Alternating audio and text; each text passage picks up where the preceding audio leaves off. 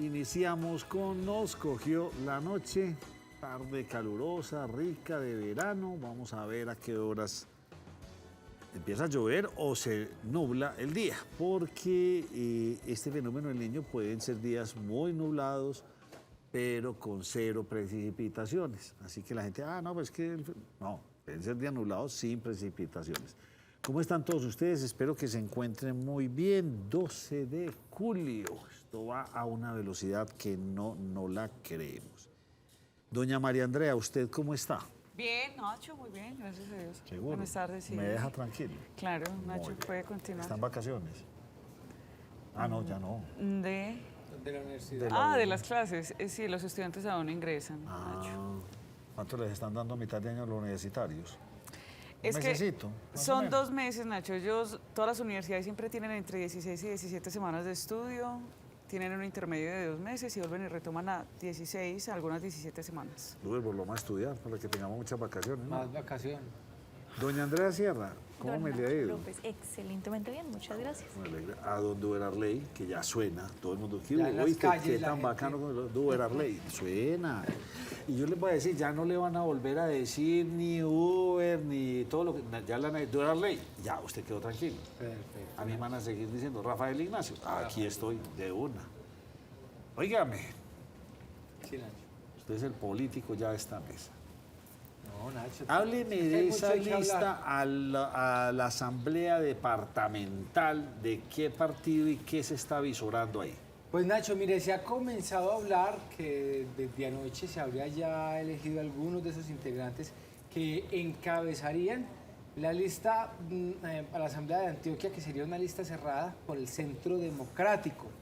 Y se ha comenzado a hablar de esos posibles candidatos y cómo estaría conformado. En primer lugar estaría José Obdulio Gaviria.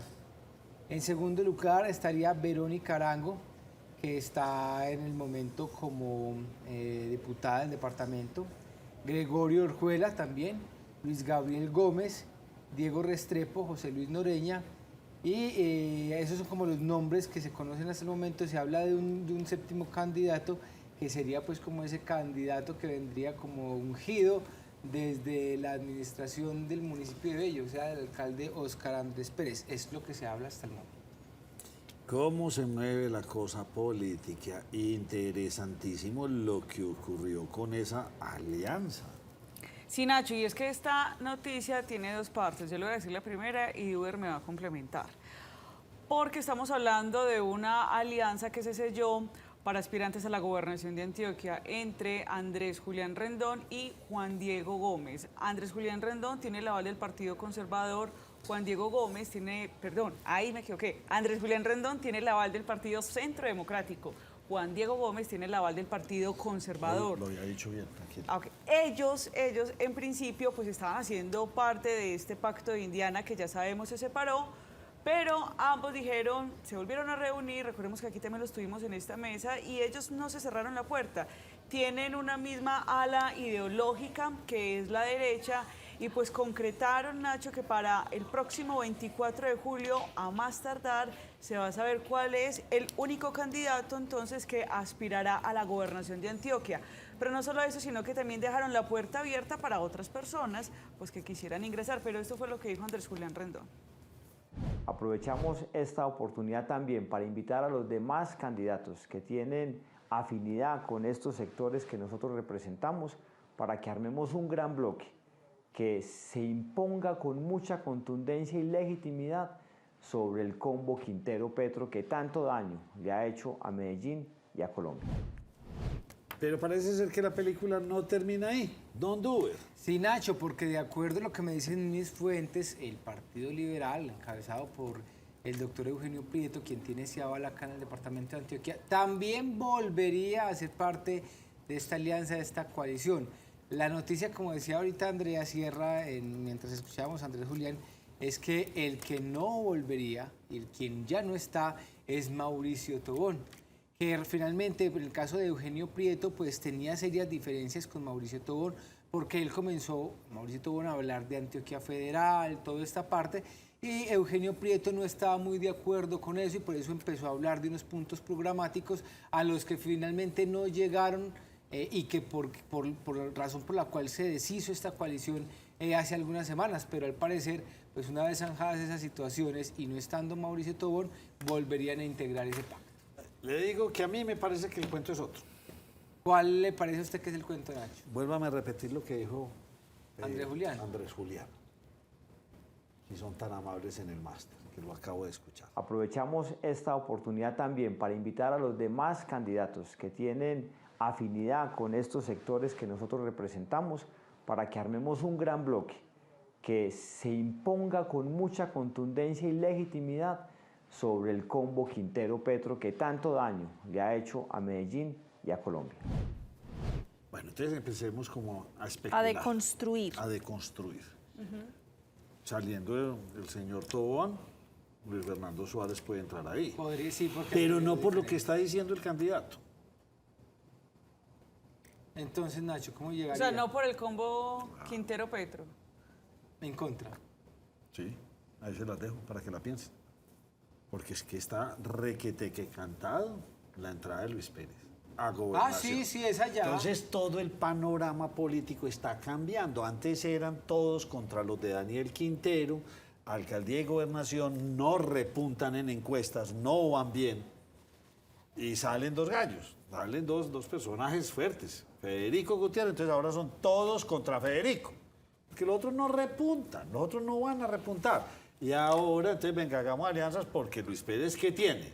En este momento no importa la intención de voto.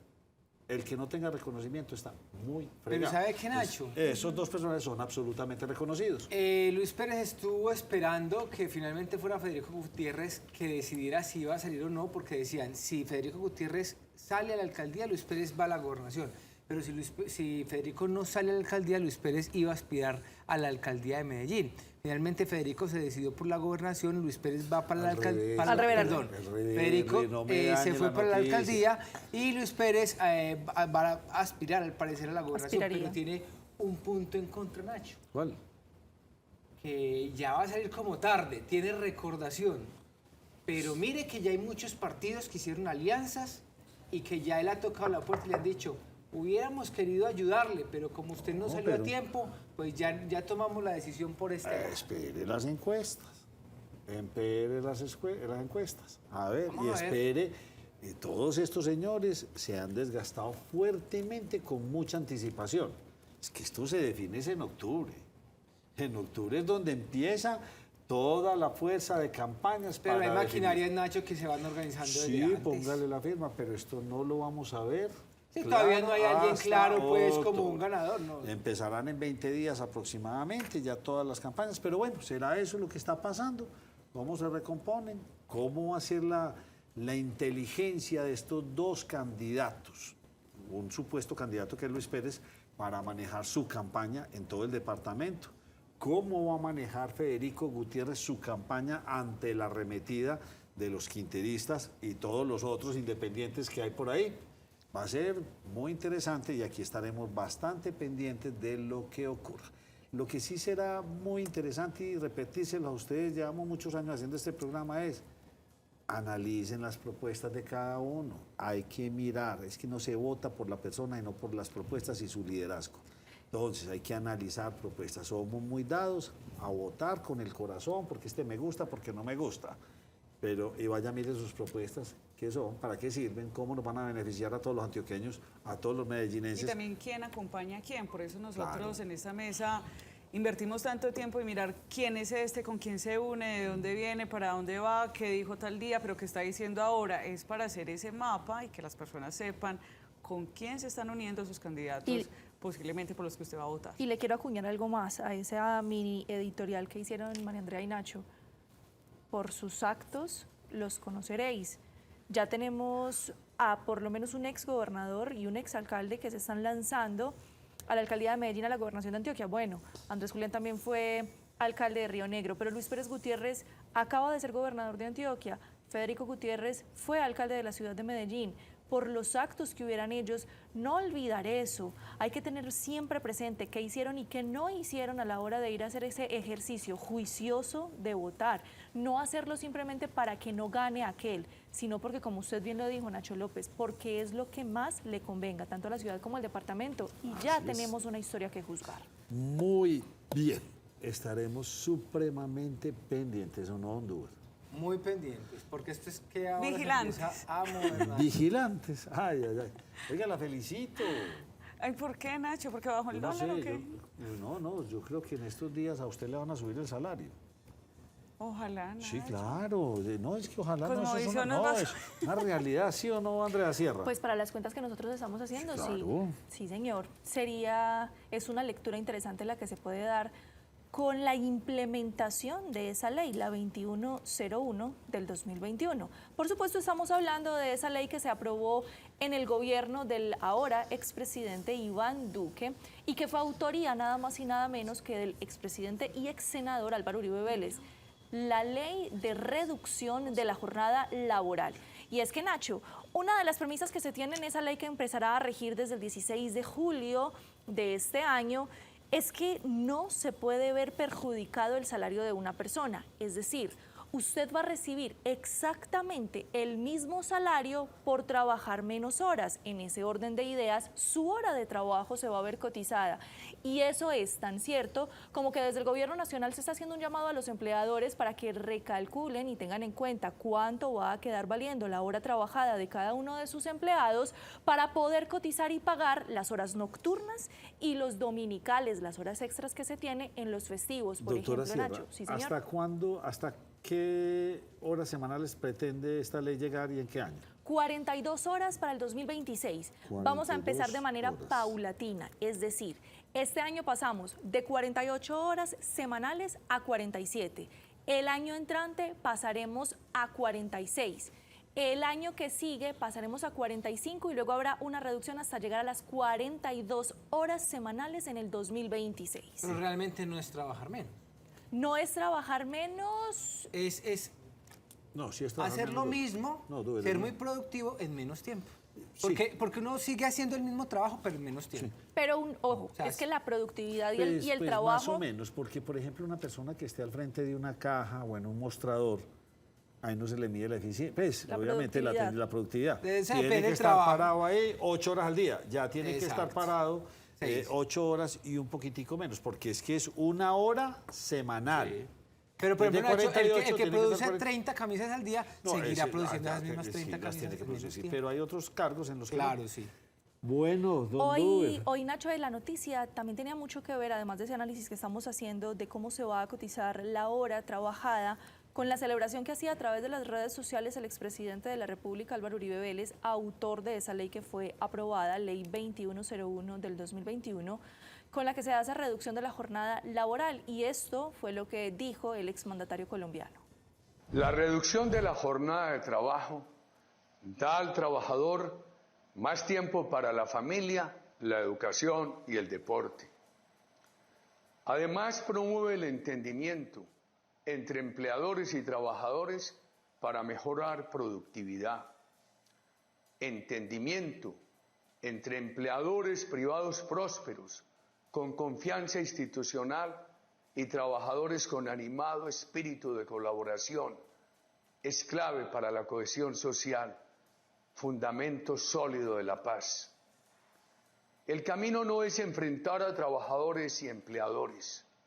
El camino no es trasladarlos a vivir en los juzgados, creando prevenciones en los primeros y pánico a la creación de empleo en el sector privado. Lo laboral no es todo, pero es esencial para un país fraterno y con estado de ánimo tranquilo. Muy bien, una hora semanal, menos a partir de cuándo? 16 de julio de este año. Perfecto. Bueno, don Duber, usted y sus noticias políticas. Sí, señor. Raúl Cardona fue alcalde del municipio de Envigado, pero tuvo algún problema jurídico. Sí, señor. Cuénteme la historia. Pues recordemos, Nacho, que el exalcalde del municipio de Envigado, Raúl Cardona, pues está siendo investigado, todavía está ese proceso por tráfico de influencias y concusión, pero vuelve Nacho a la política en el municipio de Envigado porque se ha anunciado y ya se ha hablado que este sería el candidato del Partido Liberal nuevamente allí en el municipio de Envigado y que él saldría precisamente a seguir allí liderando todos estos años de continuidad que se han tenido en gobierno en Envigado. Que hay que anotar, Nacho, que el procesado hoy está, el doctor Raúl Cardona, no está inhabilitado precisamente por esa investigación para participar en la contienda electoral. No se lanzaría, obvio. Ese Sí. es lo primero. Él dice que está tranquilo y que va a resolver pronto pues como la situación por la que viene atravesando en esta investigación. Y Raúl Cardona pues no tiene tampoco incompatibilidades ni reportes u otros procesos adversos diferentes en otros entes investigativos y por eso el Partido Liberal toma la decisión de salir con él como candidato. Lo importante, Nacho, allí es que ya cuenta también con varios coavales, tiene coaval del Partido Cambio Radical, Partido de la U, Partido ASI, Partido Conservador, Partido Verde y el Grupo Cívico Todos Somos Envigado. Va a salir allí con su lema de campaña, siempre Envigado, siempre adelante. Se mueve la cosa política y entre otras nuestro invitado del día de mañana, el señor Esteban Restrepo, candidato por Independientes a la gobernación de Antioquia. Mañana lo tendremos aquí en Nos Cogió la Noche y trataremos de hablar bastante con él, pero usted me dice que tiene un plan muy ambicioso. No solamente lo digo yo, lo dice también el señor Esteban Restrepo, candidato, o diríamos hasta el momento, Nacho, aspirante, porque ahorita conversábamos con Duber y él todavía no ha inscrito oficialmente su candidatura en la registraduría. Recordemos que este plazo para los aspirantes a alcaldías o gobernaciones va hasta el 29 de julio. Él se adelantó y presentó hoy en horas de la mañana el programa de gobierno con el cual espera ganar los suficientes votos para ser el gobernador de Antioquia.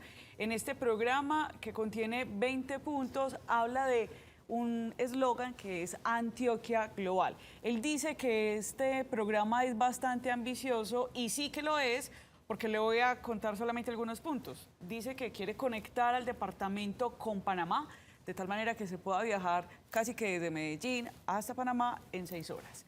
Además dice que quiere empezar a gestar un proyecto que se llama Canal Interoceánico entre el Atlántico antioqueño y el Pacífico chocoano, para poder entonces conectar ambos océanos, hacerlo de ferrocarriles del futuro. Habla además de entregarle un computador a cada campesino y pues en esta presentación mostraba precisamente lo que serían estos periódicos como si fueran noticias en su momento. ¿Qué me llama acá la atención? El punto número 14 de este plan de gobierno habla de crear la Secretaría de las Mujeres. Hay que decir, Nacho, que la Secretaría de las Mujeres ya existe en el departamento de Antioquia a través de una ordenanza de diciembre del año 2020 que fue avalada por la Asamblea de Antioquia. Entonces, esa parte sí no la entendí, mañana le preguntaremos porque ya está creada. Y lo otro es que tiene demasiados puntos afines con respecto a la alcaldía de Medellín. Le voy a mencionar algunos. Habla de computadores futuro, habla de Antioquia me cuida, recordemos lo de Medellín me cuida, habla de Valle del Sotfar metropolitano, tenemos en Medellín, Valle del Sotfar, habla de generar seguridad con autopista de drones, en Medellín se está creando la autopista de drones por el río Medellín. Es decir, una gran cantidad de programas que son de la línea del alcalde de Medellín, Daniel Quintero. Esto fue lo que dijo Esteban Restrepo. Partiendo de la tesis de que Antioquia está desconectada entre sí, entre sus subregiones, entre sus municipios, con la ciudad de Medellín, entre los mismos municipios de las subregiones, pero también está desconectada del mundo. Y está desconectada del mundo porque no hay infraestructura necesaria para eso. El plan está tasado en 20 billones en el cuatrenio, pero también jalando recursos, los 90 billones de pesos que tiene destinado el Plan de Desarrollo Nacional para el departamento de Antioquia. Pues bien ambicioso su proyecto, mañana le preguntaremos, porque esto requiere unos dinerales y tenemos un departamento pobre. Y con unas necesidades, Nacho. Él habla de cerca de 20 billones, si no estoy Él habla de 20 billones, costaría este programa en 4 años. Recordemos que hoy el presupuesto del departamento de Antioquia está entre 4.5 y 5 billones de pesos. El presupuesto del departamento de Antioquia es bastante pequeño y las necesidades son muy robustas. Precisamente este viernes voy para un evento y la pregunta es, ¿cuánto le aporta Antioquia al país? El viernes estaré allá muy atento a lo que nos cuenten. Bueno, ya estamos esperando a don José Gil. Bueno, Duber, 3.400 desplazados. ¿De qué municipios particularmente? Nacho, la cifra es muy preocupante porque realmente es una cifra que entrega la Personería de Medellín. Le tengo dos cifras. Comencemos por la primera, que es de desplazamiento intraurbano, lo que tiene que ver con la ciudad de Medellín.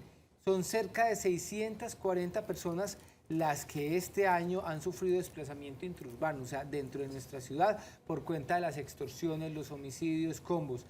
Un 4% más, Nacho, que el año 2022. Las comunas donde más se ven afectados los ciudadanos por el desplazamiento intraurbano son San Javier, Robledo, Villahermosa, El Popular y Manrique.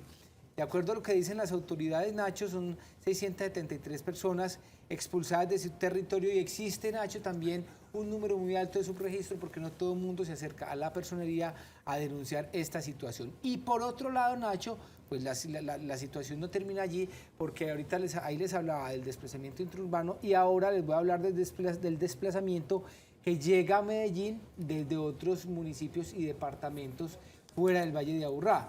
Son más de 3.000 personas las que han llegado en lo que va de este 2023 a la ciudad de Medellín. Las personas que llegan están principalmente, Nacho, afectadas en los municipios de Turbo, está Quibdó, está Ituango, Caucasia, Apartadó, Chigorodó, Bello, Tarazá, Yarumal, Segovia, Barrancabermeja, entre otros municipios. Son 3.430 personas que han salido amenazadas por diferentes grupos ilegales. Hay que notar, por ejemplo, Nacho, Quibdó, 510 personas que han denunciado esta situación y Ituango, 172 casos. Es una situación bastante grave.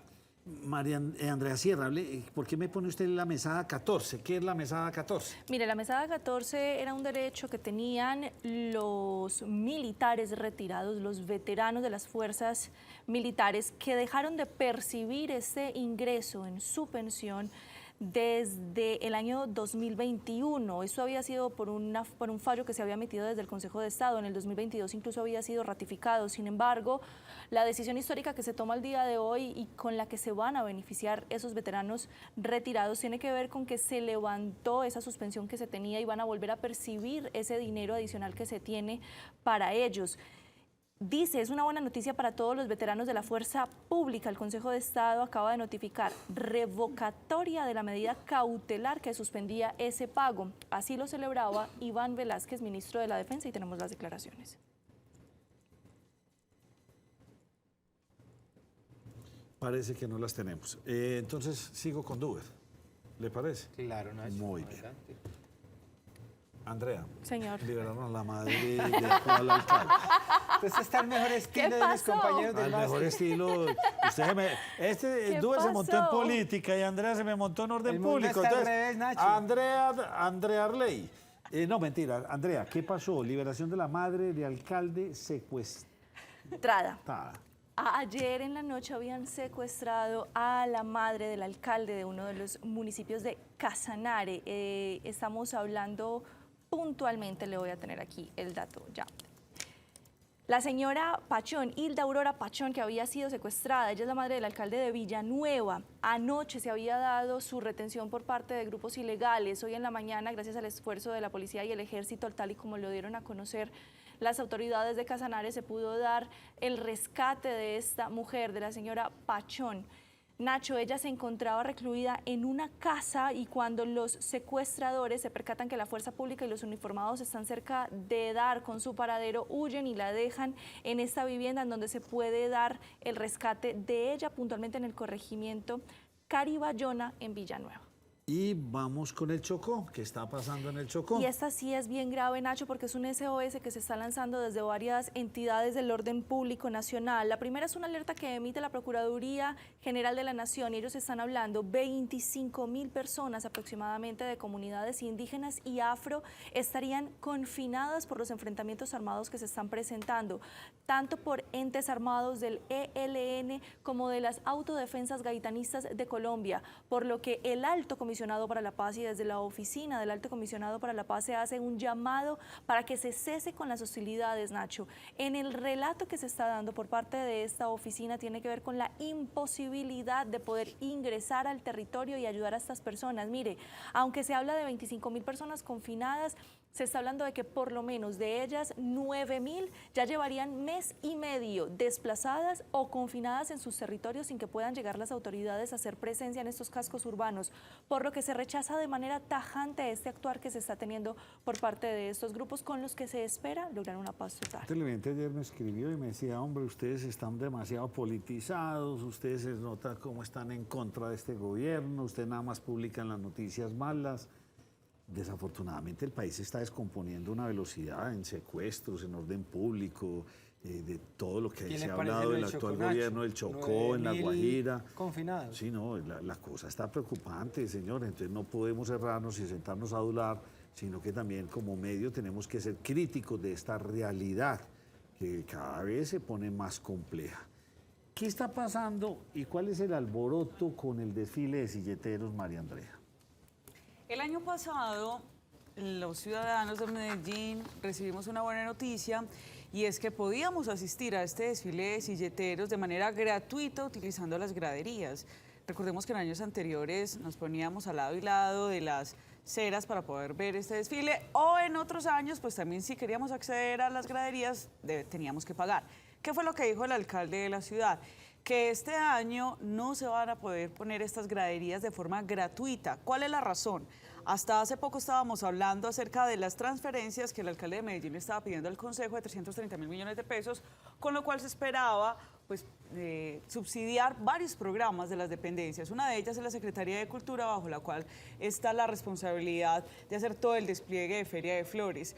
Para la Secretaría de Cultura habían 11.900 millones de pesos. Como no se aprobaron las transferencias, dijo el alcalde, nos tocó priorizar recursos. ¿Y qué priorizamos? Priorizamos mejor hacer la Feria del Libro que comprar estas graderías que valen unos 1.200 millones de pesos para que la gente entre en forma gratuita. ¿Cuál va a ser la opción entonces? Dice el alcalde que él está invitando a la empresa privada para que, si quiere, pues se pueda unir a la Feria de las Flores ofreciendo las graderías, pero eso sí, sin que tenga costo. Esto dijo esta mañana el alcalde Daniel Quintero. En cultura, por ejemplo, pues se afectan muchos programas. ¿Nosotros qué estamos haciendo? Priorizando. En lugar de las graderías que valen como 1.300 millones de pesos, 1.230 millones de pesos, todo incluido, pues entonces quitamos eso y más bien utilizamos esa plata para la fiesta del libro, que está siendo afectada también por el recorte que hizo el Consejo. Hoy estamos entre dos alternativas, es que no haya graderías, como era en el pasado, o que la empresa privada se vincule, pero con la condición de que todas las boletas sean gratuitas. En esta administración no vamos a dejar que se cobren las boletas para poder ir a algo que es una fiesta de todos los antioqueños, que es un patrimonio de todos los colombianos. Pues si mal no recuerdo, había muchas graderías, pero las compraban empresas. Sí. Y esas empresas a su vez invitaban a su gente, no salían a revenderlas, sino aquí está la gradería de Nos Cogió la Noche. Y Nos Cogió la Noche, pues invitaba a su gente, a los que consideraban pertinentes, y ellos ingresaban a esos palcos o graderías. No sé qué fue lo que pasó con eso, pero bueno. Bueno, señores, yo creo que, óigame, Andrea Sierra, recurso electoral, porque no entendí la... Diésel. El diésel, Nacho, la CPM. Ah. Se convirtió en un recurso electoral, Nacho. ¿Por qué? Pues así lo dejó muy claramente el ministro de Hacienda, Ricardo Bonilla, quien hoy hizo una declaración pues, que nos llamó la atención a todos, me incluyo, en la que decía, Nacho, se tienen 4 meses para que se dé esa estabilización del precio del diésel, 4 meses en los que no se van a dar, es decir, el primero espera que se estabilice la gasolina y en 4 meses, septiembre arranca aproximadamente, diésel, sí. Pero ¿sabe qué fue lo que dijo además de esos 4 meses? Nacho, que no van a tocar el precio del diésel mientras estemos en campaña electoral. Mire la declaración del ministro, esa sí la tenemos. María. El precio del diésel empezará a incrementarse después de nivelar el precio de la gasolina. Nos quedan 4 meses. 4 meses sería noviembre, ministro. 4 meses sería noviembre y en noviembre empezamos a mirar si comenzamos a hacer algo con el diésel. Por lo pronto no vamos a tocar el diésel en plena campaña electoral. Se echó el agua solo. Nacho, y tal cual lo dijo, o sea, no le puso ninguna traba, esto no es una interpretación, lo dijo textual, no vamos a tocar el diésel en plena campaña electoral. Hagamos una pausa y volvemos con ustedes.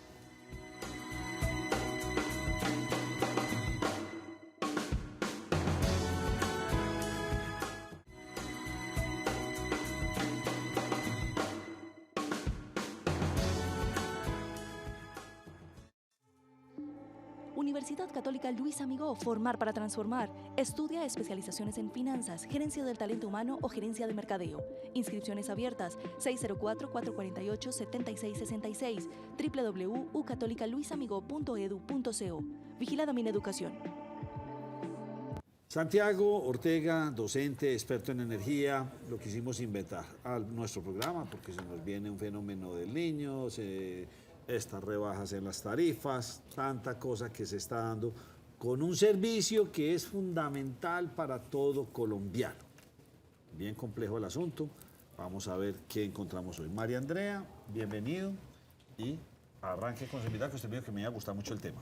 Nacho, y también para los televidentes, mire, lo que pasa es que Santiago Ortega pues es experto en el tema de ingeniería y uno de los elementos que hemos venido hablando mucho es acerca de la rebaja, como lo llama el alcalde de Medellín, o el congelamiento de las tarifas de energía. En este mes de julio ya a muchos hogares ha llegado la factura de los servicios públicos y en esta factura es donde empezamos ya a mirar si realmente hubo o no disminución, pero el profesor Santiago Ortega tiene otra palabra, él dice que no es disminución, sino que es un aplazamiento. Profesor Santiago, ¿cómo funciona realmente ahorita en este mes de julio que nos llegó esta factura de EPM?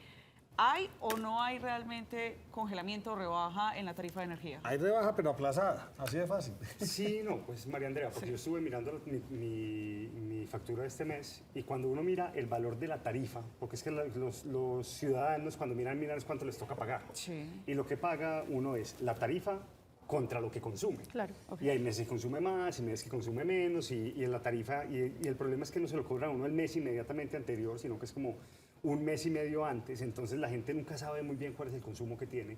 Entonces la gente dice, no, es que se me subió mucho la tarifa, porque claro, la tarifa va subiendo, así el consumo sea más o menos igual. Yo el valor de tarifa lo vi creciendo, subió como 6 pesos. De la de mayo a la de, perdón, de la de junio a la de julio. Hay que ver en el otro mes qué pasa, si efectivamente se estabiliza o no.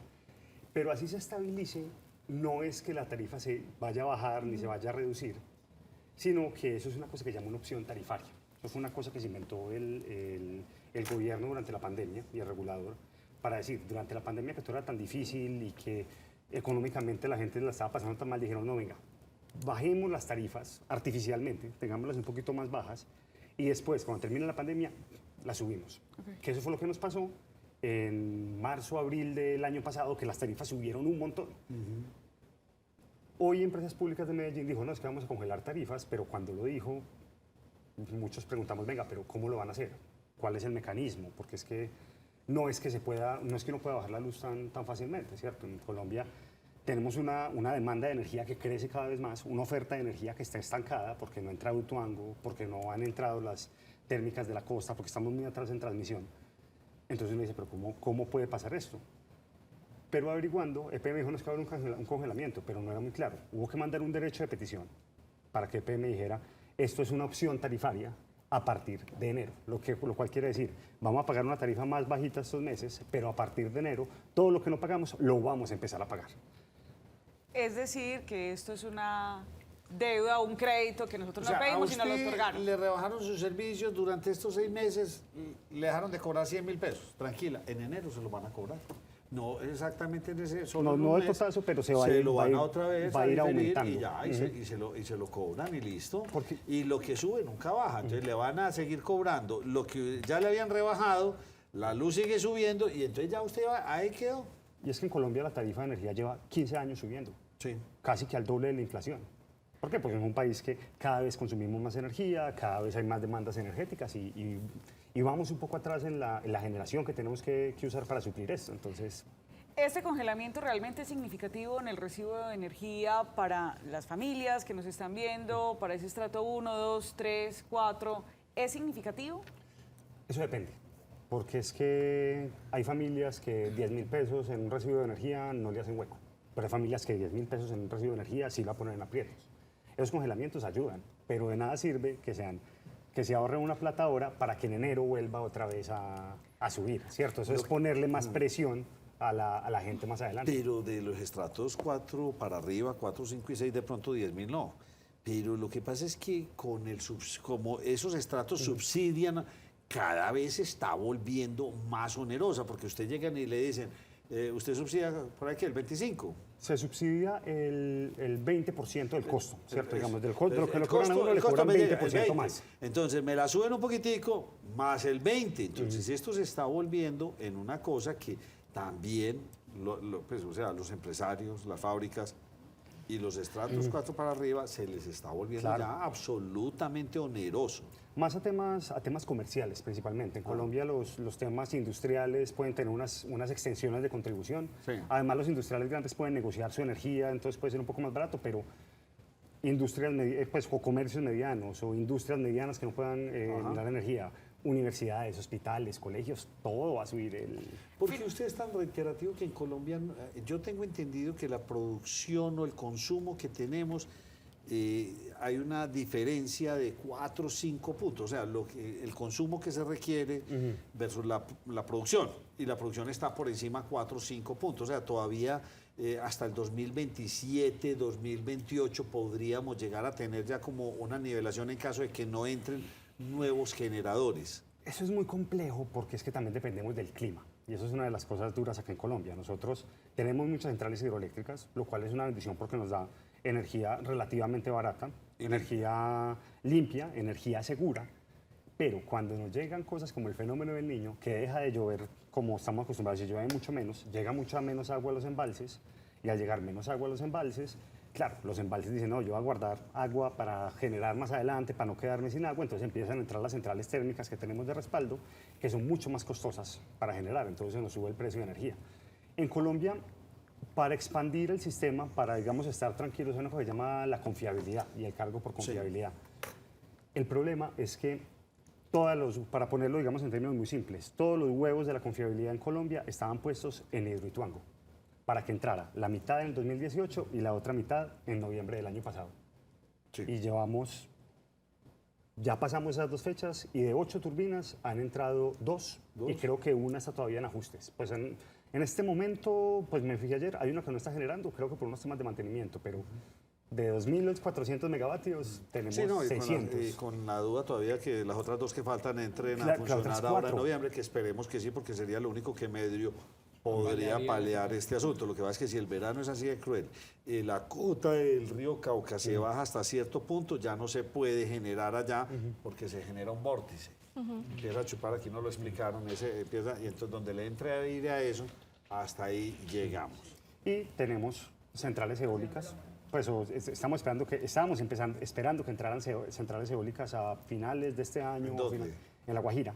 Pero no las que tenemos en la actualidad. No. En la actualidad solamente hay una que... ¿La de Enel que dijeron ya no va más? Ya no va más, pero es que la de Enel ni siquiera alcanzó a estar. Hay una funcionando, o que estaba funcionando, que era Gepirachi, las empresas públicas de Medellín. Sí, Gepirachi lleva muchos años. Lleva muchos años, ya terminó su vida útil y el gobierno anunció en rueda de prensa con el PM que se le iban a hacer una cosa para un traspaso a las comunidades de La Guajira. Pero allá se espera que entre 1.200 megavatios en muchos proyectos, que fueron unas subastas de energía que se ganaron. ¿Cuál es el problema? Que la línea de transmisión para sacar toda esa energía de allá está muy atrasada. Sí, claro. Por las consultas previas. La semana pasada una noticia buena que dijeron, ya por fin terminamos las consultas previas, entonces podemos avanzar con esto. Pero claro, se supone que estas iban a entrar mucho antes y viene más adelante. Entonces, sí, la oportunidad de estar en Cabo de la Vela era lo más irónico. Allá no había luz con la energía eólica. Era impresionante eso. Yo con un puerto de carbón sacando también cualquier cantidad de energía ahí al ladito. Yo le hago una pregunta. ¿Con qué vamos a suplir cuando estos embalses se nos bajen? Pero entonces, yo le quiero acuñar esa pregunta. Del Gobierno Nacional decían que los embalses en este momento están al 70%. ¿Están al 70% y cuánto se van a demorar para llegar a esa situación que le está preguntando Nacho López? Deben durar más o menos como unos 300 días para llegar a una situación crítica. De nuevo, depende. Nosotros, si tuviéramos un clima normal, una hidrología normal, si estuviéramos en una etapa neutra del fenómeno del Niño, en ese momento estamos en un veranito, ¿cierto? Que es el verano suave de Colombia, porque el verano fuerte es en diciembre. En septiembre, octubre y noviembre se supone que empieza a llover mucho más y que los embalses vuelven y se llenan. Pero si tenemos un fenómeno del Niño, como ya lo tenemos, que ya está declarado, sí, que se junte con el otro hasta ahí va a llover menos, no sabemos hasta qué punto se van a llenar otra vez los embalses y después viene el verano fuerte y el Niño puede demorarse mucho más. Entonces, ¿qué pasa si otra vez el invierno de marzo, abril, mayo del próximo año ya llueve también menos? Cada vez vamos a tener menos agua en los embalses. ¿Qué toca hacer? Prender las centrales térmicas que tiene carbón y gas, Bueno, entonces que ahí va mi suben el pregunta. precio de energía. ¿Hasta qué punto pueden suplir o cuánta capacidad tenemos? Porque donde estos embalses nos fallen, o sea, ¿cuántos salen de los embalses? ¿El 80, el 70% de la energía del país? En un año normal estamos hablando de más o menos el 80%. de El la energía. 80%. En un año niña, o como los 3 que acabaron de pasar, estamos hablando del 95%, ¿cierto? Porque es mucha agua. En un año niño, históricamente puede ser el 50% de la energía. En capacidad, es decir, en las potencias, en las máquinas que tenemos montadas, estamos en un 70 hidroeléctricas, 30 térmicas. Va por ahí la cosa. ¿Cuándo fue la última vez que tuvimos que recurrir a las térmicas, profesor? Nosotros lo hacemos permanentemente. Lo hacemos permanentemente, a veces, digamos, no se nota mucho, pues porque nosotros no nos damos cuenta, simplemente se prenden unas térmicas en la costa.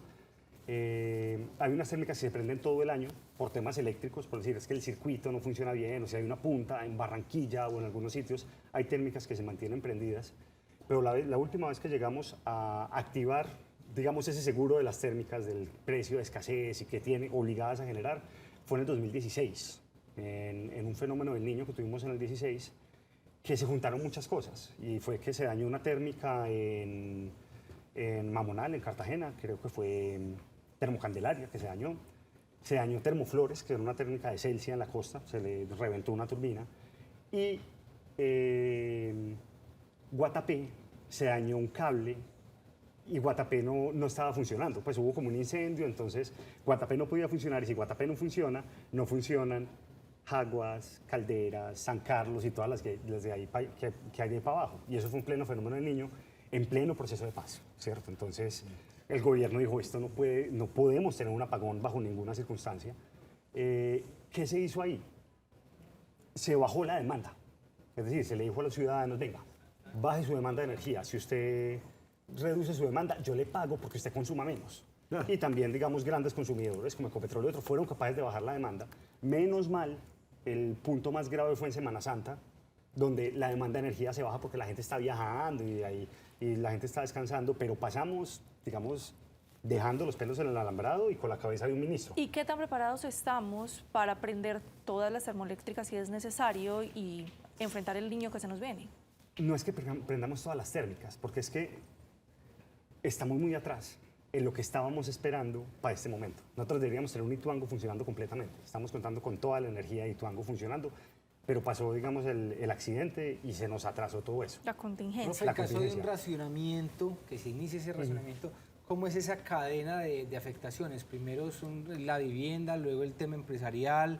¿Cómo es eso? ¿Cómo se maneja? Eso dependerá un poco de lo que decida el operador del mercado, pero probablemente vaya a ser una cosa... A ver, el del 92 nos cogió muy mal parados, si eran Bogotá apagado y todo el país.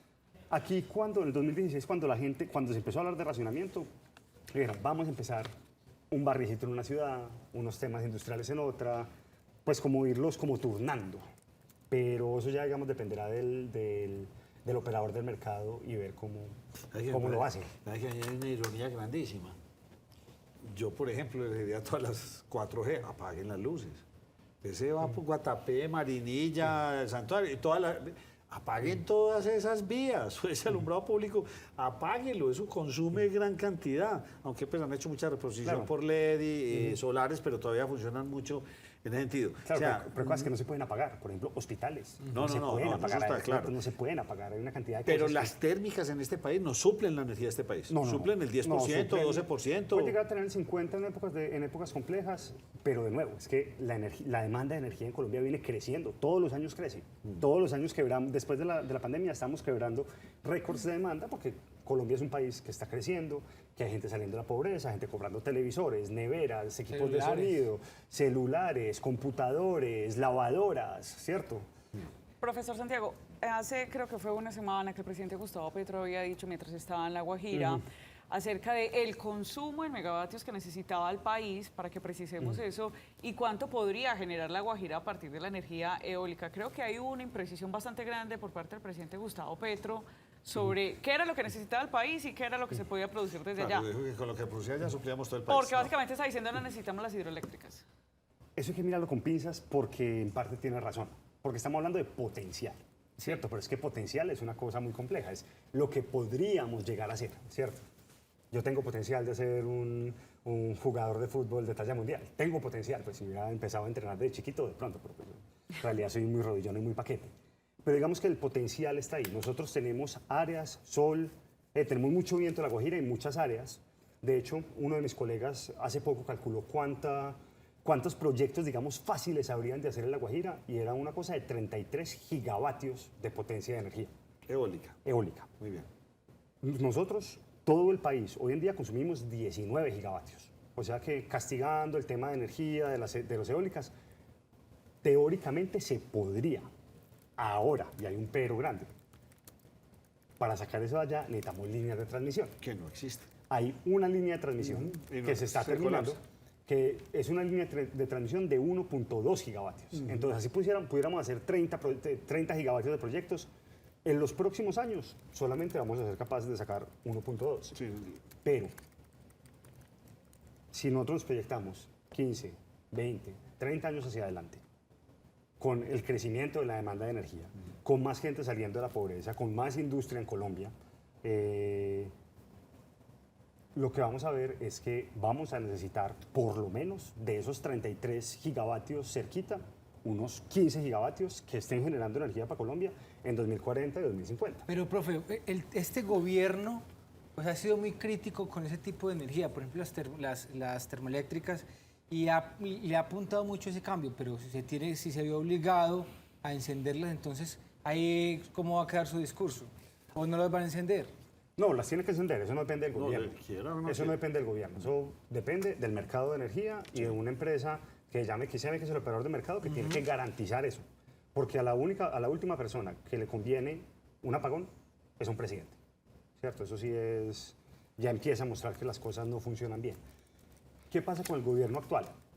El gobierno actual dice, salgamos de las térmicas, que yo creo que es una cosa que está alineada con con lo que se dice internacionalmente, lo que deberían empezar a hacer los países.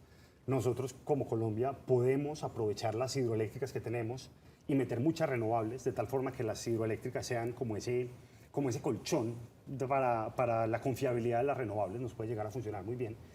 Y el gobierno está impulsando mucho el tema solar en grandes parques, el tema solar en techos, y la bandera del gobierno son las comunidades energéticas, que es cómo hacemos que las personas y que las comunidades empiecen a apoderarse del tema de energía y sean capaces de empezar a desarrollar Pero energía solar no acumulada. Energía solar no acumulada. Eso sí, porque la energía solar acumulada es lo peor que hay para el medio ambiente. Sí, es por el costo de la batería, por el lo costo que de vale las baterías. producir. Una batería de esas dura 8 añitos, o sea, eso no es el mejor negocio, acumular energía. ¿Qué pasa con las PCHs? ¿Por qué no hemos trabajado más? En Antioquia pues, se ha hecho una labor interesante desde la idea y hay una buena cantidad. Colombia es rico hídricamente, sin tener que alterar caudales de ríos ni nada de esto, sino póngale un tubo a un lado, ponga ahí la propela y ahí sacó una energita y vuelva al mismo cauce. ¿Por qué eso no funciona o es que es muy costoso? No, sí funciona. De hecho, nosotros en este momento tenemos casi como el 7 o el 8% de la energía del país son pequeñas centrales hidroeléctricas. En todas partes hay muchas que se siguen desarrollando. ¿Qué es lo que pasa? Que las PCH son demoradas de desarrollar, ¿cierto? Uno tiene que hacer un estudio de impacto ambiental, que por lo general es muy largo, que tiene muchas cosas y que para las pequeñas centrales hidroeléctricas les piden lo mismo que a las grandes centrales, entonces también hay un tema de negocio información. no fluye, sí, no fluye. Una vez, digamos, está listo, hay que mirar temas de predios, hay que mirar temas de consultas, pues, en algunos casos consultas con las comunidades, aunque eso, digamos, en algunos lugares de Antioquia se ha manejado bastante bien. Pero también la construcción de una central hidroeléctrica es demorada. Una PCH puede demorarse 1 año y medio, 2 años. Y lo que usted dice, ¿y cómo transporto la energía que me dé? La ventaja es que en la región andina colombiana hay mucha red, digamos, casi toda está concentrada por ahí, entonces conectar una PCH no es tan difícil, pero de todas maneras también tirar una línea de transmisión también tiene su complejidad, es demorada. ¿Qué impacto económico o qué impacto en la tarifa podrá llegar a tener el fenómeno del Niño? La va a subir. Pero, ¿cómo es el impacto? ¿El 10%, el 20%, el 30%? Ahí ya sí no soy capaz de decirle. ¿Por qué cuando estamos en invierno y tenemos mucha agua, porque ahí sí el impacto no es hacia abajo? No, la tarifa sí baja. No, eso no, yo no la he visto. Usted me lo dijo hace un momentico. Desde yo no sé cuándo esto no ha parado de subir. Llevamos 15 años en que esto va a toda velocidad para arriba. Lo que pasa con la tarifa de energía es que la tarifa de energía no es la tarifa de energía. La tarifa de energía se parte En cinco. en 6. En 6. Generación, transmisión, o sea, las líneas Sí, grandes que hay por ahí, distribución, que son las líneas de las ciudades, comercialización, que es quien nos entrega la factura para que nosotros las paguemos y quien nos recibe la plata, pérdidas, porque las pérdidas las pagamos los usuarios finales, sean pérdidas, lo que llaman pérdidas técnicas, que son normales de subir, bajar voltaje, transmitir energía, porque hay procesos físicos que hacen que se pierda energía, o pérdidas no técnicas, que son robos, mala medición, mala facturación y demás. Pero eso es grave. Entonces usted está diciendo que nosotros Y una los pequeños cosa estamos pagando todo el robo del uso, el no pago de las facturas de Afinia. No, Afinia paga el no pago de facturas de ellos. Nosotros pagamos el no pago de facturas de Medellín. Sí, pero es que Afinia es de PM. Entonces, en última instancia termina. Pero se la cobran es a los usuarios de la zona de distribución. Bueno. ¿Cierto? Sí, y digamos el quinto y el sexto. Y el decir, sexto, no restricciones. suscribíamos eso. Restricciones son cuando por temas eléctricos, digamos, decimos que hay agua, pero es que necesitamos prender una térmica por allá porque el circuito eléctrico lo exige. Eso también lo cobran y lo cobran el usuario final que lo paga todo. En verano, en invierno, la tarifa de generación baja un poquito. Porque la generación depende de los últimos 3 meses, del promedio del precio de bolsa de los últimos 3 meses, entonces baja un poquito. Ahora, ¿qué pasa? La distribución, es decir, las redes en las ciudades, permanentemente se están haciendo expansiones, cambios y cosas que eso se lo termina cobrando al usuario. La comercialización, bueno, y todo esto varía con el IPC y con el IPP. Varía con el IPP, pero el año pasado, después de la disparada del IPP, el ministerio dijo, no, cambiémoslo por el IPC para bajarlo un poquito. Entonces, como el IPP siempre sube y eso va siempre subiendo... El índice de precio del productor. Del productor y del consumidor. Sí, sí, el IPC consumidor y IPP productor. Eso estaba con IPP, pero con la inflación el IPP se disparó, entonces lo bajaron al IPC que está un poquito más bajito. Entonces, es esa conjunción de cosas. Es un tema muy complejo, pero Usted finalmente el conoce costo de la mucho este energía- tema. ¿Cómo está Colombia frente a su entorno, frente a Ecuador, Perú, Chile, Argentina? En su entorno ¿Cómo estamos? regional. muy bien.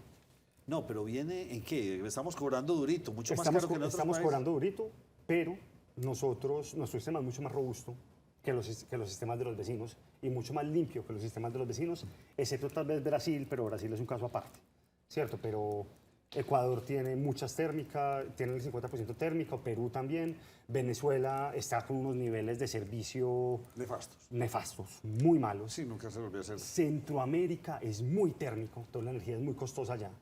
Entonces, digamos que nosotros estamos bien. Nuestras tarifas no son tan descomunales frente al entorno latinoamericano. No, tan descomunales no. Sí son un poco más altas, pero no son tan descomunales porque también, digamos, pagamos algunas cosas que...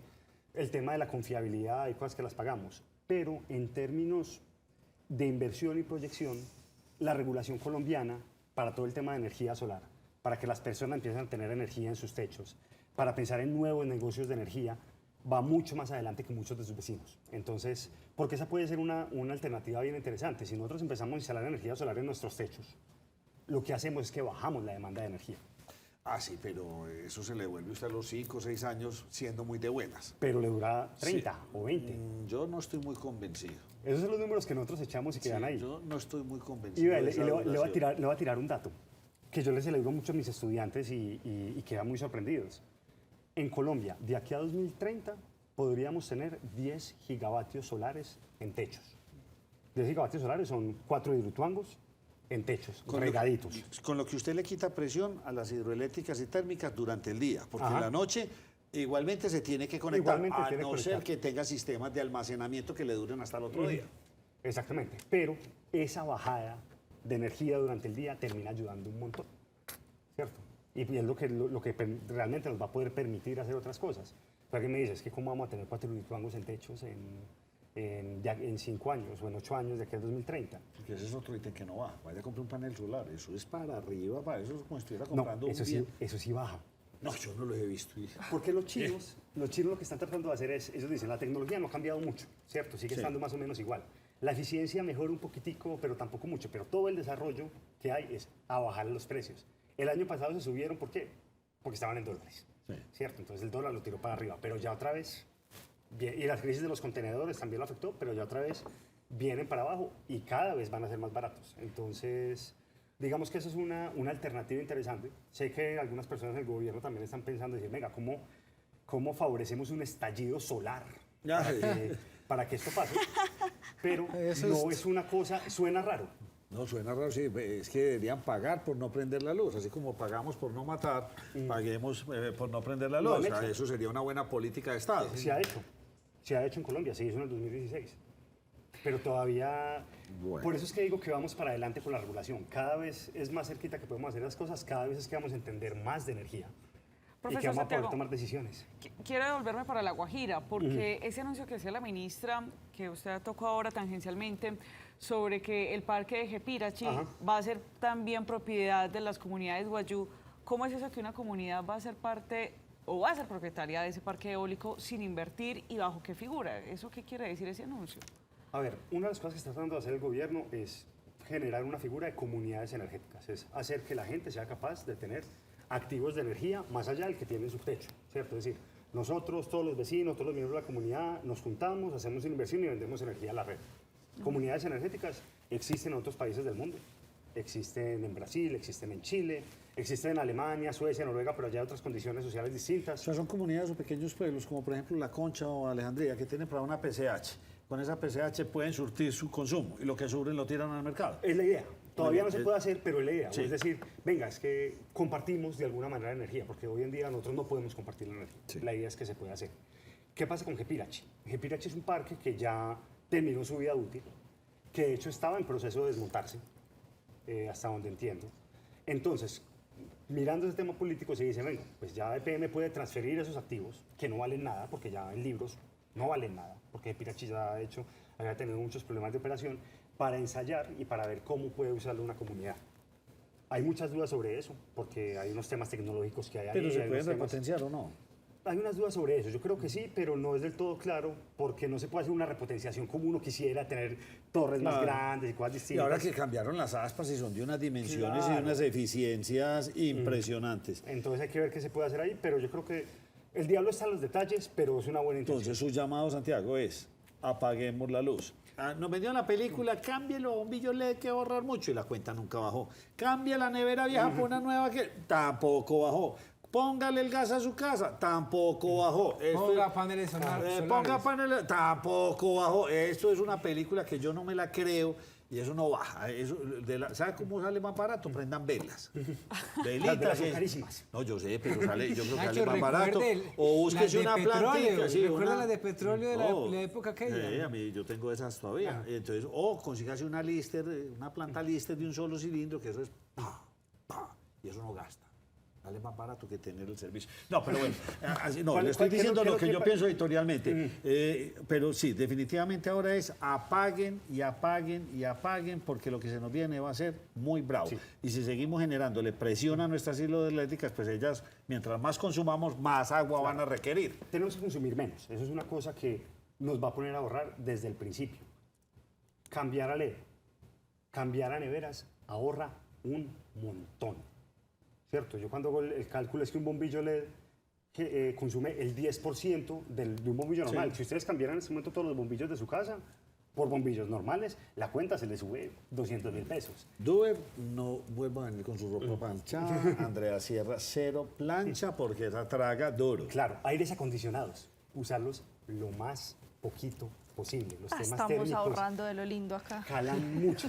Si se Hemos pueden tener dicho. ventiladores en vez de aires acondicionados, cuánto mejor. Apaguemos y vámonos. Esto sí y esto también es fundamental. Si las personas tienen la oportunidad de hacer una inversión en energía solar, este es el momento para hacerlo. Una casa. Antes de irme, porque ya me cogí la noche, yo sé que usted el tema me lo puso grave y me toca invitar para que hablemos más ampliamente de este tema. Una casa, ¿cuánto consume? 3.5 kilovatios, más o menos, 4. 4 kilovatios de potencia. 4, ¿sí o no? Pues entre la nevera, los televisores, las Sí, sí, lucecitas, ahí está, ahí digamos que el top. Más o menos, 250 kilovatios hora mes. ¿Cuánto me cuesta montar eso para mi casa en energía solar? Dependiendo, entre 20 y 30 millones de pesos. Y usted se empieza a ahorrar más o menos 5 millones de pesos al año en energía. Entonces, no. Nacho, vaya Se haciendo paga- se cuentas paga- ahí, no, que ya bajó pues, el esas dólar, las que cuentas, bajó eso el se me dólar. devuelve dentro de- no, yo- se paga en 6-7 años, a uno le queda eso durante 30 años, porque 25 30 años no funcionan, y además hay beneficios tributarios. Uno puede coger parte de la inversión, meterla en hablar con el contador y decir, venga, por la ley 1715, yo puedo deducirme la mitad de la inversión de mi impuesto de renta, yo puedo depreciar más 30 rápido. millones sin almacenamiento. Sin almacenamiento. Si yo le pongo almacenamiento para no depender del sistema eléctrico del país, se sube otros 10, 15 millones. Se puede subir otros 15, pero no tiene mucho sentido. Es decir, porque uno lo que hace en un tema solar es, de día, yo le vendo energía a empresas públicas de Medellín. De noche, yo consumo energía a empresas públicas de Medellín. Pero no todos lo pueden hacer. Pero casi Usted todos. tiene que hacer una solicitud especial y ya conozco casos aquí Pero- en Llano Grande. Una persona llegó en una urbanización de estas, puso energía solar y EPM le compra, ¿sí o no? Al vecino que negociazo, compro, no, ya usted no le compra. Y el otro también es lo mismo, no, ya usted no. Ya el cupo lo tiene él, ya no le podemos dar más cupo. Entonces hay un enredo. Eso depende de lo que esté disponible en el circuito del transformador, ¿cierto? Entonces también hay topes, a veces se puede cambiar el transformador si hacen cosas grandes, en fin. Pero al final del mes la factura llega en ceros. Unos meses uno le queda viendo un poquito el VAT EPM, otros meses EPM le debe plata a uno, pero al final la factura queda en cero y... Eso si a usted no le condonan el subsidio que usted da. Depende del No estado se lo en que está. cobran, no se lo cobran. Sí Es se lo decir, cobran. Lo que antes no estaba ahí, pero ya lo que se hace es que se cobra directamente digamos, yo consumo 100 unidades, entrego 100 unidades de energía y yo consumo 105. Las primeras 100 me las quitan completamente. Me cobran sobre la contribución sobre las otras 5 que tengo al final. Pero usted igualmente le cobran un fee. Sí, a usted no le cobran una tarifa bueno, mínima. no, cobran usted una- le llega la factura y así usted tenga energía solar, le va a llegar. No, vea, lo mínimo Cobra- es esto. No es un mínimo, le cobran a uno la comercialización. Es decir, la tarifa se la dan completa, pero la comercialización uno se las tiene que pagar porque ellos están comprando esa energía. Ahora, ¿qué pasa? En algunos meses uno va a generar más energía que le terminó sobrando. Esa también se la van a comprar, se la compran a un precio más bajito, pero también se la compran y puede tener que efectivamente el precio de la tarifa le baje, pero en promedio se puede llegar A cercano mí a me cero. gusta el formato con mi propia energía. La batería ahí, por la noche llegué, prendí luces, nada de PM ni nada de ninguna electrificadora. Es la mía. ¿De dónde la qué? Del sol. Así el día esté nublado. Muchas gracias por habernos acompañado. No, con todo el Nos gusto. cogió la noche y rápido vamos a tener que apagar todos los bombillos. Ya volvemos.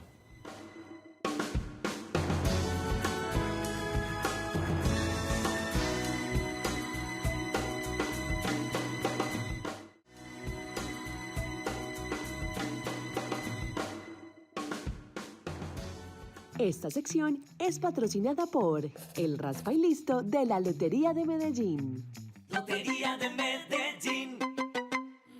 A la televidente que me escribió me dijo que le preguntara a esta persona, no trabaja en EPM, me dijo que preguntara que por qué no le había llegado la factura a su casa todavía, que porque están como retrasados, quién sabe qué habrá pasado con facturación y no trabaja en EPM. Don Duber, presente a nuestro invitado porque hoy sí nos cogió la noche. Nacho, y rápido, antes de presentarlo, quiero dar los nombres de las personas que ganaron el pase doble. Ah, ayer. qué bueno. Sí. Andrea Sierra. No, señora. José Gil. Doña Menos. Diana No. Cecilia Zapata, Carmen Elena Correa, Carlos Sánchez Torres. Mañana, por favor, que vengan al canal Cosmovisión. Pues ya les informaron que ellos la ganaron y listo. Ah, muy bien. Vienen con la cédula de 8 a 5 de la tarde y se les entrega el pase. Muy bien. Don Duber, presente al invitado. Nos está acompañando Nacho hoy, Oscar Yesid Zapata, pues él nos habla mucho de derechos humanos, es director de Coeuropa, y queremos conversar con él sobre la difícil situación de orden público que viene atravesando el departamento del país. Oscar Yesid, buenas noches, buenas tardes, bienvenido a Nos Cogió la Noche. Cuéntenos cómo es el panorama hoy del departamento en cuanto al orden público. Bueno, cordial saludo, buenas tardes. Una lástima no poder estar allá con ustedes. El calor de ustedes es maravilloso, pero bueno, lamentablemente tocó así de manera virtual. Pero como estamos en época de raciocinio, nos va a tocar disminuirle el calor para no gastar tanta electricidad con el tema que estamos tratando. Bueno, adelante porque parece ser que el panorama en Colombia, digamos, en incautación de droga, en cultivos, secuestros, muertes de líderes sociales, o sea, estamos como otra vez retomando un panorama que no lo queríamos volver a ver.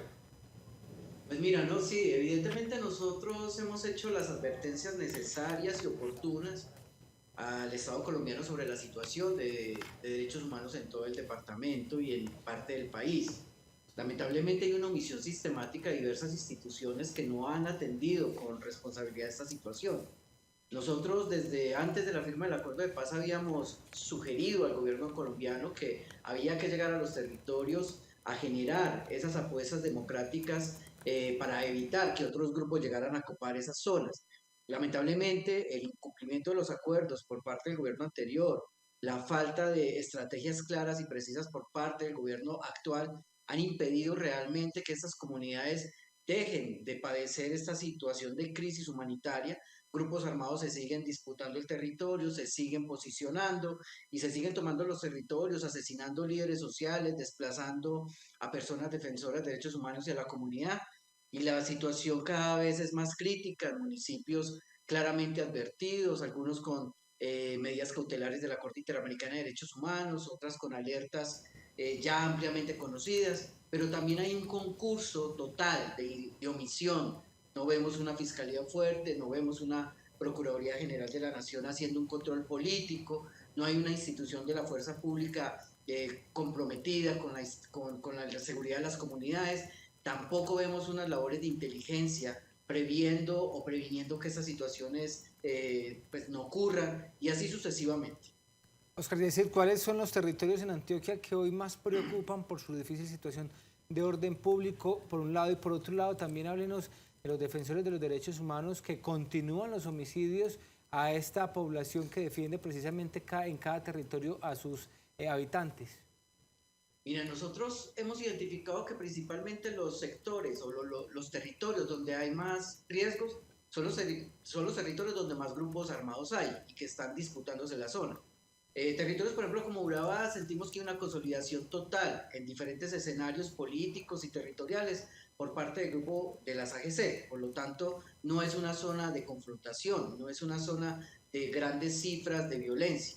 Mientras tanto, territorios como el municipio de Ituango, el norte de Antioquia, Bajo Cauca, Nordeste, por lo menos en los últimos meses hemos visto un incremento en todas estas formas de violencia, determinadas en homicidios de defensores y defensoras de derechos humanos, desplazamientos, incluso reclutamiento, utilización de niños y niñas en el territorio, y una serie de situaciones que se siguen presentando en zona rural del municipio de Cáceres, zona rural de los municipios de Remedios y Segovia, municipio de Ituango, Tarazá también, Briceño, Toledo, San Andrés de Cuerquia. Pero también hay unos escenarios muy complejos como los que se están viviendo en el oriente antioqueño, donde hay una reconfiguración de grupos armados que están copando territorios, están volviendo a sembrar coca, están volviendo a generar unas formas de control social en contra de la población y asimismo violencia generalizada contra la población. Y no vemos realmente unas acciones, insisto, de parte de la institucionalidad que busquen realmente controlar o impedir ese control social que se está ejerciendo. Oscar Yesid, ¿cuál es la explicación para que se esté viviendo ese fenómeno en el país en este momento? Pues mira, yo creo que la explicación que podemos dar principalmente es que el gobierno anterior permitió que todos estos grupos avanzaran a otros territorios. Nosotros teníamos registrados de presencia de AGC por lo menos en el 2016 en cerca de 60, 70 municipios del país y en cerca de 5 departamentos. En estos momentos las AGC tienen un control de 450 municipios en el país, ¿sí? Igualmente las disidencias nacen prácticamente en el año 2019, tenían presencia en cerca de 80 municipios máximo y en estos momentos están haciendo presencia en cerca de 310 municipios. Igualmente el ELN hacía presencia en el país en cerca de 150 municipios, en estos momentos está llegando o superando los 250 municipios del país. Entonces, en la medida que el Estado colombiano permita y deje esos vacíos institucionales,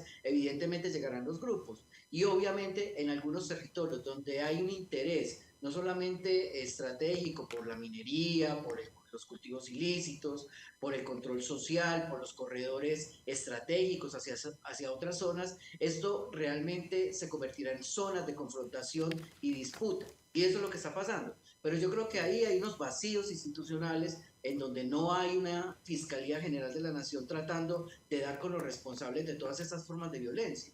Y muchos alcaldes, por ejemplo, yo creo que hay una responsabilidad de muchos gobernadores que a pesar de que toda esta situación estaba prevista, no realizaron las acciones. Los consejos de seguridad generalmente terminan siendo comités de aplausos, en cierto modo, en la medida que solamente la medida que toman es un cartel de los más buscados, ofrecen recompensa, pero realmente la pregunta es, hay intención del Estado colombiano en desmantelar todas esas estructuras cuando realmente sí hay una capacidad institucional, pero no se está poniendo en función del desmantelamiento como tal. Y entonces estos grupos siguen avanzando, siguen copando los territorios, siguen sometiendo a las comunidades, y evidentemente esto tendrá unas repercusiones muy graves en los próximos comicios incluso. Oscar, ¿y no le cabe ninguna responsabilidad a un gobierno que ya lleva 11 meses en el poder? Usted me está culpando al gobierno anterior, pero es que este ya lleva 11 meses. No, evidentemente es una responsabilidad de Estado. Cuando me refiero a Estado es al Estado en su conjunto. Evidentemente hay una responsabilidad del gobierno actual. Ha realizado estrategias que no sirvieron para nada, que fueron los puestos de mando unificado. Evidentemente dentro del Ministerio de Defensa no se están tomando en cuenta ciertas medidas para controlar los territorios y para someterlos. Y también obviamente hay una responsabilidad de todas las personas que hacen parte de estos grupos armados que están generando violencia, que están violando los derechos humanos, el derecho internacional humanitario, y que en cierta medida, tenemos que decirlo claramente, no tienen una voluntad real para avanzar en los diálogos con el gobierno nacional. Además de esto, en cuanto a los ceses multilaterales al fuego, nunca se han declarado ceses multilaterales contra o a favor de la población como tal. Y por eso estos fenómenos de violencia se van a seguir recrudeciendo. Y evidentemente hay una responsabilidad, por eso lo digo, de diferentes instituciones, desde la Fiscalía, llevamos 3 años con el gobernador, y apenas hace 4 meses yo lo estoy viendo que se ha dado cuenta de que la situación de crisis humanitaria en el departamento se está recrudeciendo, cuando eso lo veníamos hablando mucho antes de que él estuviera en el cargo. Mire, es que uno podría pensar que, y no estoy justificando, pero la pandemia hizo que el foco de todos los gobernantes del mundo se focalizara en otros asuntos. Esto le dio un respiro a todas estas bandas delincuenciales. Pensaría uno que se reorganizaron, tuvieron esa capacidad, y como la pandemia la tuvimos tan restrictiva en las ciudades grandes, donde existía mucha aglomeración, en las poblaciones pequeñas probablemente no fue tan crítico. Y esto nos trae a esta consecuencia. Sí, es un problema desde el gobierno pasado.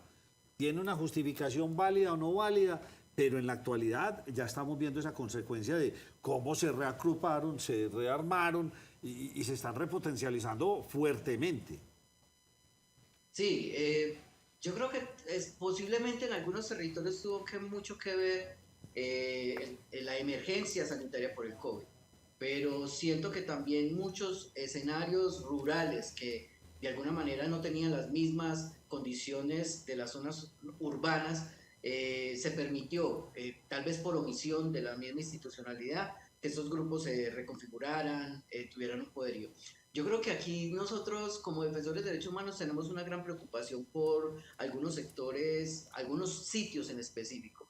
Por ejemplo, en el municipio de Ituango vemos con gran fortaleza al grupo de disidencias que está iniciando unas incursiones armadas por el territorio de La Granja, por el Aro, y que posiblemente tengan la intención de avanzar hacia zonas donde hay fuerte presencia de las AGC. Y esto va a generar en los próximos días, en los próximos meses, si el Estado no actúa, nuevos hechos de desplazamientos, de homicidios, posiblemente masacres. Se han visto algunos escenarios muy complejos en territorios de Remedios y Segovia que han determinado no solamente enfrentamientos, sino desplazamientos. Y hay una situación en Cáceres que parece muy invisible, que tiene que ver con la disputa por el territorio entre el ELN, las AGC, que también están generando unas situaciones de confinamiento territorial que no se ha visto en los últimos, bueno, por lo menos no se había visto en los últimos años. Hay por ejemplo, una situación que tiene que ver con un homicidio ocurrido justamente en esta zona rural que no ha podido realizarse desde hace más de 8 días el levantamiento porque la presencia de la institucionalidad no ha podido llegar. Y en territorios como por ejemplo La Granja hay una característica que me parece un poco dolorosa, y es cuando asesinan a la lideresa Ludis García Jaramillo. La misma comunidad es la que hace el levantamiento, la misma comunidad es la que lleva el cuerpo hasta cierta parte, y el Estado, se demoró 24 horas en llegar a una zona que queda a 3 horas del casco urbano del municipio de Ituango. Esto demuestra evidentemente que estos territorios están completamente abandonados por la institucionalidad. Y si estaban abandonados, los grupos armados van a generar ese control que el Estado no quiere hacer. Y a todas estas, entonces, nuestras fuerzas militares están replegadas, están haciendo otro tipo de controles, tienen otro direccionamiento. No, mira, yo creo que en algunos escenarios podríamos estar hablando de un papel de omisión, o también en algún escenario podríamos estar hablando de un papel que tenga que ver con posibles relaciones entre grupos armados y el Estado.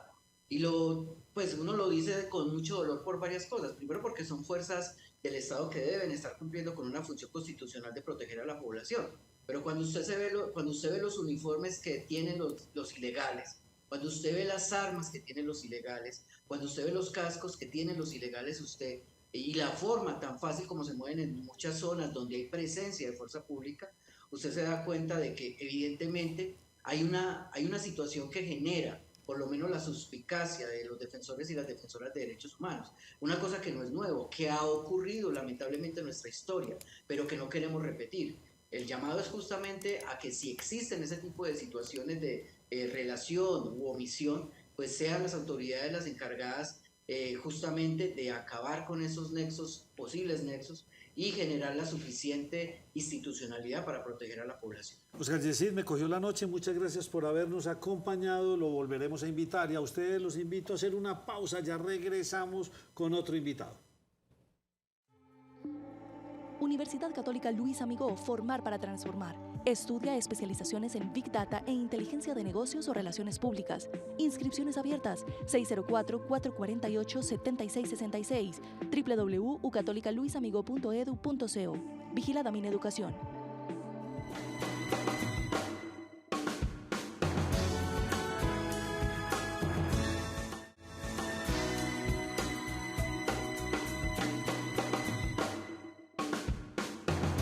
Prácticamente tenemos un último minuto por molestias del gobernador y el alcalde de Río Negro. María Andrea, rápidamente, porque será noticia mañana en todos los diarios, pero primicia, ¿quién nos cogió la noche? Mire, Nacho, hoy fue la inauguración de la Feria Aeronáutica en el municipio de Río Negro y es costumbre que el presidente con todas las fuerzas militares inauguren este gran evento, pero también como se desarrolla en el municipio de Río Negro, siempre hay palabras de apertura del alcalde. En este caso, el alcalde Rodrigo Hernández pues ha manifestado su inconformidad al presidente Gustavo Petro porque no lo dejó hablar, y lo mismo hizo con el gobernador de Antioquia. El alcalde de Río Negro, Rodrigo Hernández, lo calificó como un veto para él y para su ciudad.